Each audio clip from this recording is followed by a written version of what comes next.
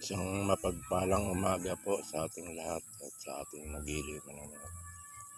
Dito po ako ngayon sa isang rice field ng isang lokal dito sa amin. Ito po ay isang non-irrigated na palayan. Ang source ng tubig ay umaasa lang sa ulan. Pero pag ganitong tag-init, medyo hirap. Ayan siya. Maganda-ganda kasi inulan nung nakaraan.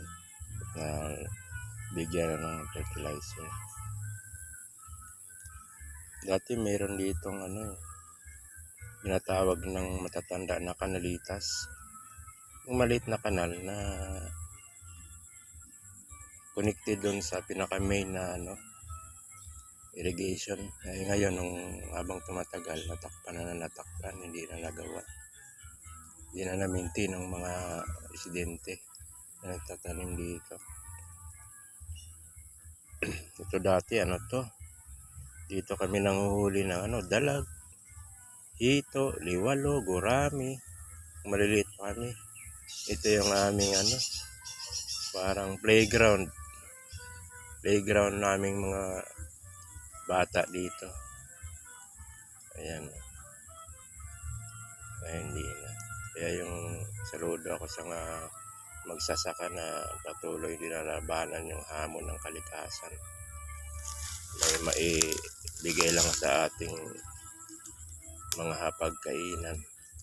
Saludo po ako sa inyo lahat. Thank you sa inyong walang sawang pagtanim. Maraming salamat sa inyo. Ayan. Maaraw.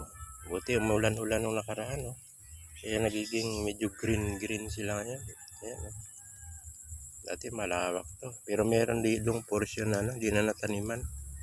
Ayan may baka yan. Pinakakain na lang sa baka yan. Mga damo-damo. Marami ditong palayan na hindi na napakinabangan. Yung iba tinaniman na ng mga mangga. Iba gulay na kasi wala kang source ng tubig.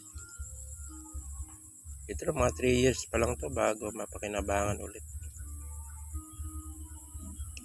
3 years pa lang sinaka ulit to.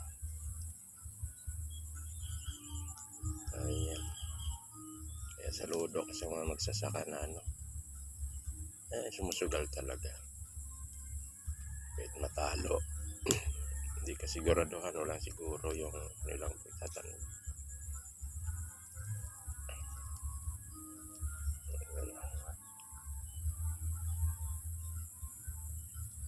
Baka na lang nakikinabang sa damo.